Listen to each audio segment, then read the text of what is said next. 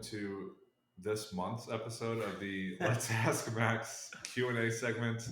This is number 7.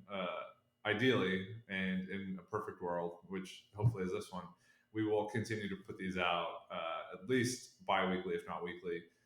Max, how have you been?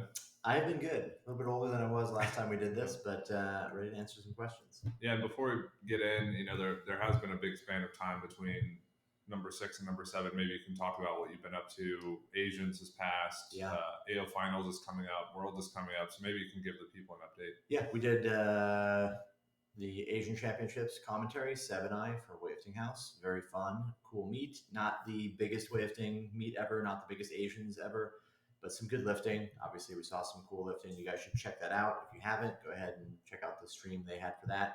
And then coming up, we're going to be in Bogota, Colombia in the next week. Maybe, this time, maybe a week, 9 days, 10 days. Yeah. But we'll be there doing commentary for Worlds. Be awesome. That'll be a super fun meet. It's going to be huge. Tons of good lifters, huge battles.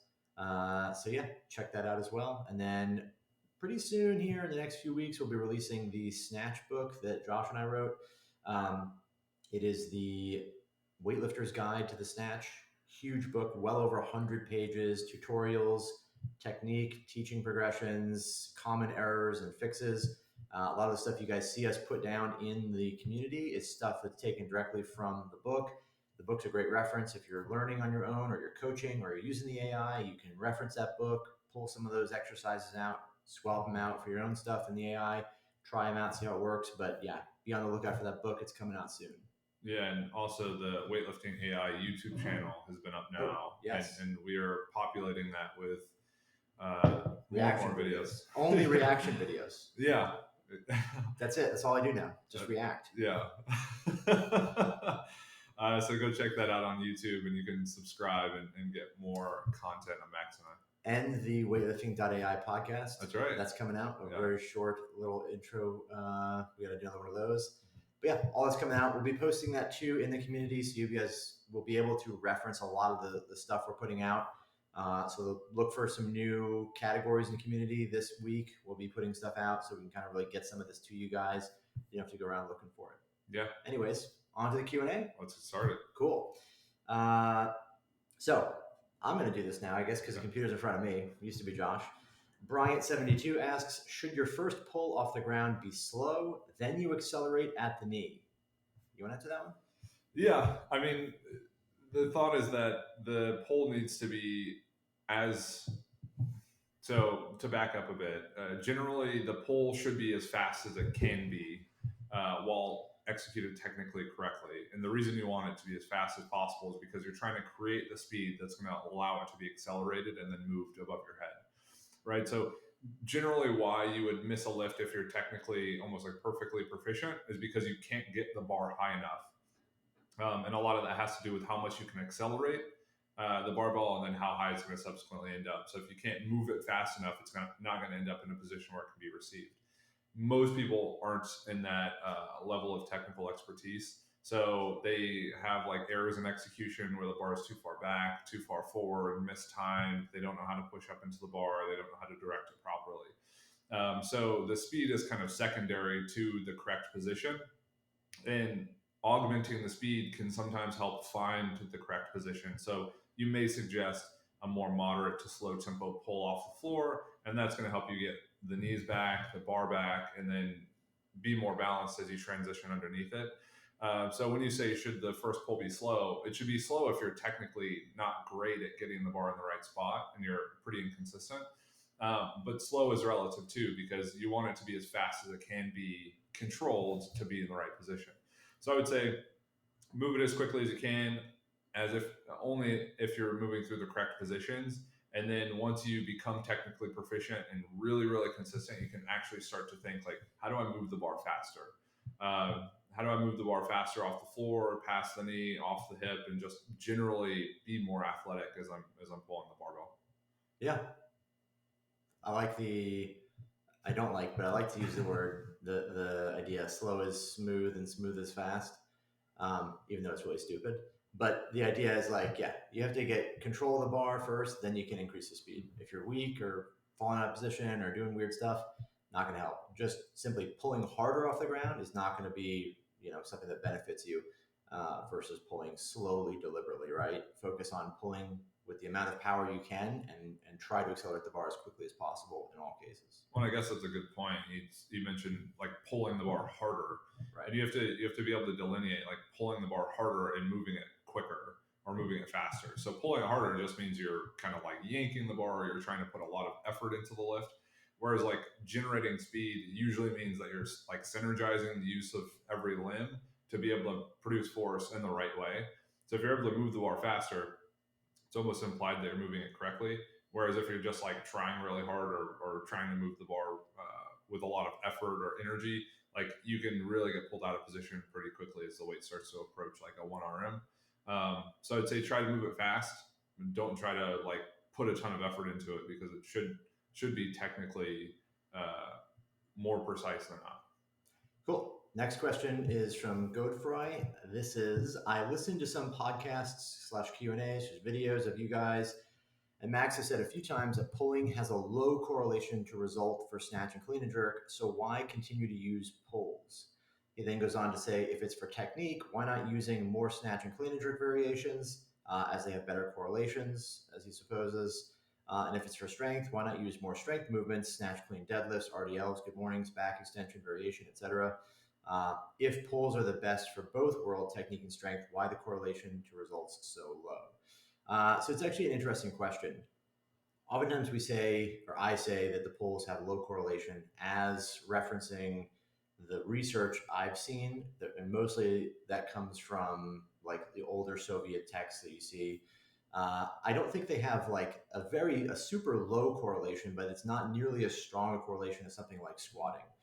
And so the question always comes down to, we have a finite amount of volume we can do in training and recover from.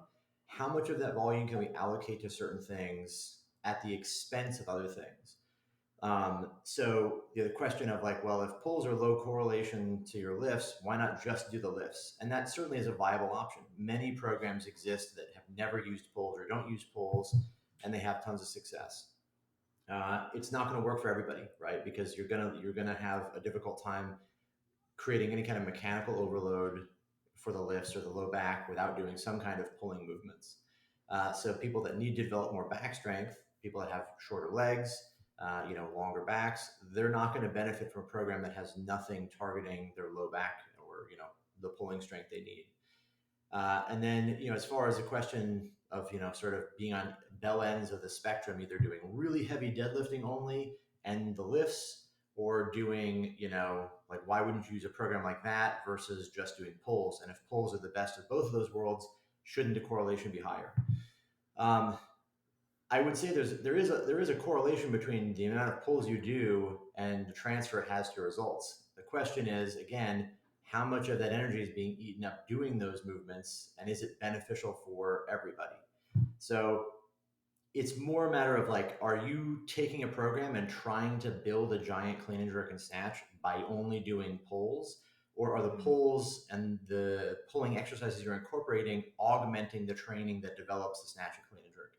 Heavy deadlifting will make your back stronger. Heavy pulling will make you stronger in those positions. That we know this. An increase in the amount of volume of pulls over 100% of your snatch or clean and jerk is going to increase the strength of your back. The question is it at the expense of doing more technical work? If you need more technical work, less pulling is necessary. If you need more strength work and more positional strength in those lifts, pulling makes more sense.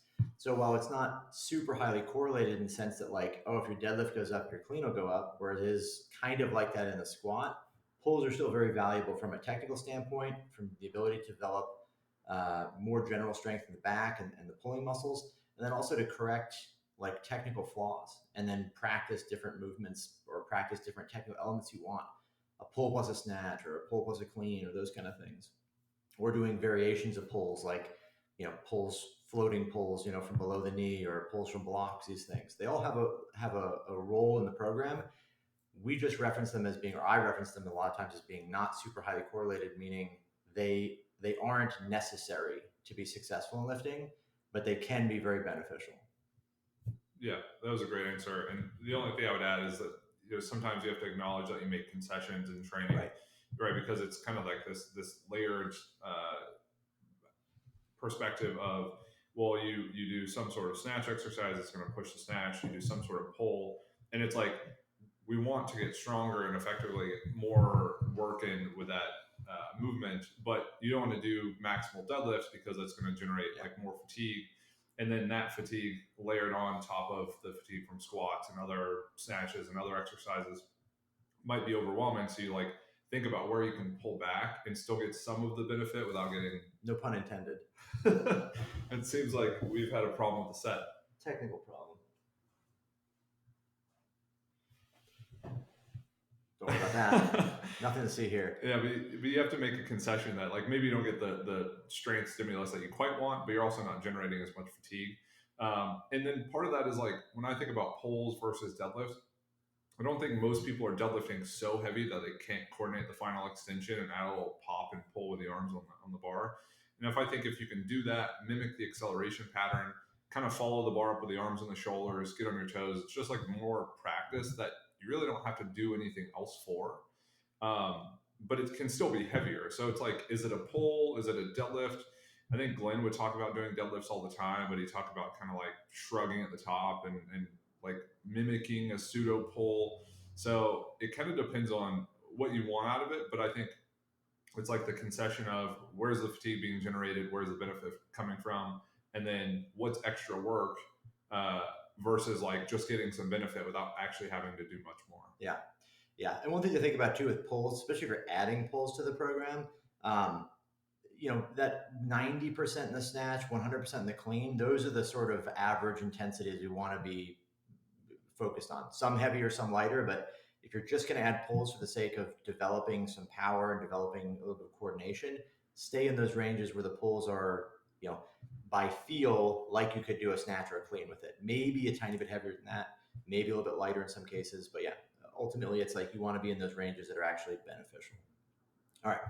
Next question from Liz. She says, how many users does the AI have, and do you guys aspire to have the number of users grow to a certain level? Also would be interesting to hear future plans in general. So this is an interesting question. I don't know the exact number of users. We're in that 1,000 range, I think. The goal is to get as many as possible. Obviously, we want to try to make something that people love, and if they love it, we'll get more people using it. And if it's a good product and a good program, we've accomplished what we're trying to.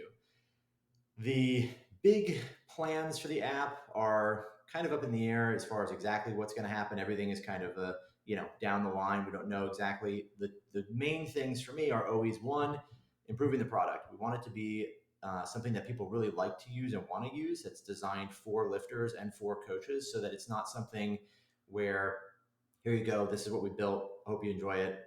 We want to do something that people really feel like this is a tailored product to actual weightlifters. I know my major plans are to have some kind of integration of video components. So we're going to have video uploading, so you can record lifts, put them in the app, and then we'll have some computer vision components that allow you to track velocity and potentially the position of the body and those things to give more feedback and coaching for people. And then ultimately, the big long-term plan is to create something that coaches can use as well. So some kind of coaching platform. So the app will become something either that coaches can use the AI to write the app or to write programming for them and make adjustments to it on the big picture scale. So change phase lengths and cycle lengths and how much volume of any one exercise someone gets and those kind of things. And then potentially being something that's a little bit more general where they can write basically anything they want and be like a blank slate. So those are the kind of big pictures goals I have for it. I just want it to become something ultimately that is a product people love. And the feedback we get is always helpful. So if you guys have any questions or any feedback or anything that you think would make sense for the app, then by all means leave that feedback and let me absorb it and see what we can do with it. Mm-hmm. Final question is from Dan Sanders. He says, before using Weightlifting AI, I used Juggernaut weightlifting spreadsheets. One of the biggest differences I noticed is the use of waves. They were used heavily in Juggernaut programming, but not at all in Weightlifting AI. Just wondering why Max doesn't use them anymore. Two reasons for this. One, the engineering difficulty of putting the waves in. It wasn't something that we started with. And the reason for that, the second thing here, is with auto regulation, we didn't know if waves were quote unquote necessary. We wanted to see what actually happens when there's auto regulation within the program. A lot of times you're getting something like, let's say, 9 doubles or 5 triples or something. Those sets are not going to be all the way across, right? Because auto regulation adjusts it. The weight's going to go up, maybe down and up. If we put waves in as a structure that was firm, we either had to eliminate some of the auto regulation or make complex rules that adjust for that, which may not be as necessary as possible or as necessary, to get the same effect.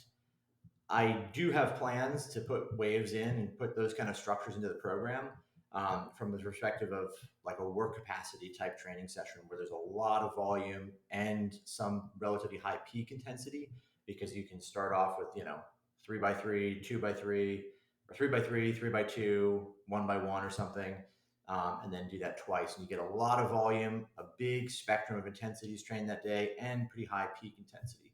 So they're valuable in that sense, but again, it was like an engineering decision in the beginning. Do we put this in? Let's see what happens with just simple things, the auto regulation, and then go from there. So if someone wanted to use waves, why? So the first question is like, why is it even a thing? Why is it beneficial? And then how would you use it? Yeah, I mean, the reason I incorporate waves, like two sort of main things. One is to be able to tolerate more volume, to get more volume and a higher peak intensity in a training session.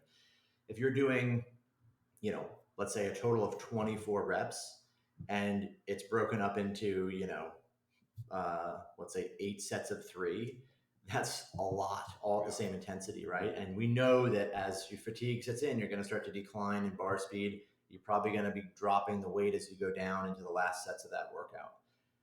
Waves allow you to basically accomplish similar volumes and end up at the end of that session with a similar average intensity, but potentially even a higher peak intensity, because you can do, 3x3 or 3x4 at 75%, 3x2 at 80%, 3x2 at 85, 2x2 at 90, and then maybe a wave again, right? So you can get more of the volume in a more tolerable way, but still end up with similar average intensity for the session and potentially even a higher peak intensity. Those are the two main reasons I would do it. Or sorry, the second reason would be waves that are maybe structured differently, where the volume is working up, working down, working up, working down, and the reps stay the same. So maybe 80 for a single, 85 for a single, 90 for a single, drop down 2% higher, boom, boom, boom. Those are beneficial, I think, for training people that are going to go to things like American Open, right? And you might have 12 people in your session all at the exact same weights. It gives you a chance to practice taking light weights, then taking heavy weights again, and being comfortable as far as going up and down in training, in like a peaking phase. So you can get prepared for the back room of a meet like that. Do you have any other places you use waves? I think for people who struggle with heavier weights, like once they work up, they might kind of hit a roadblock. So I like to work them up as close as we can get, and then we'll come back down, go back up, try and get a little higher, come back down, and then try to work above that. So it's just like more kind of like thought out exposure to top end weights. I found there's like a slight potentiation thing where sometimes people work up, they look okay, drop back down, work up a second time, and they actually look a little sharper. Almost like as they work up the first time, you start to feel like what's going to go wrong. You can move down and then start to make the adjustment as you come back up, without trying to make the adjustment at like a 95 or 100% weight. More exposure to varied intensities in a training session has a beneficial impact on like your feel for the skill. The one thing I will say is that it can backfire if you're using waves all the time, because it can give you you can fall into the pattern of being really good when you're really tired, right? Or being really good at the lifts only after you've gone up and down twice. And that's not how a competition goes. You shouldn't plan a competition to be like that, with the exception of being in the middle of a pack where everyone's at the same numbers. But you wouldn't want to wave all the way up and hit your opener, come back down, then come up again to get better technique. So you have to be good at basically the skill of warming up and continuing all the way up in one smooth pattern up to your top weights. So waves can be good, and obviously if you overuse them, that can happen as well, where you just become kind of dependent on needing lots of volume to get your technique dialed in initially. All right. Cool. You want to take us out? Yeah. Hopefully you guys enjoyed the 7th installment in the Let's Ask Mac series. Like I said at the jump, this was a bit of a break. Hopefully we're getting back into the swing of things. The next post we put up asking for questions, dump whatever you have in there. We'd love to answer them. Love to see what you guys are thinking about the app, about training, about technique, about anything really. We'll answer your questions. He's Mac Data. I'm Joshua Gibson. We will catch you guys next time.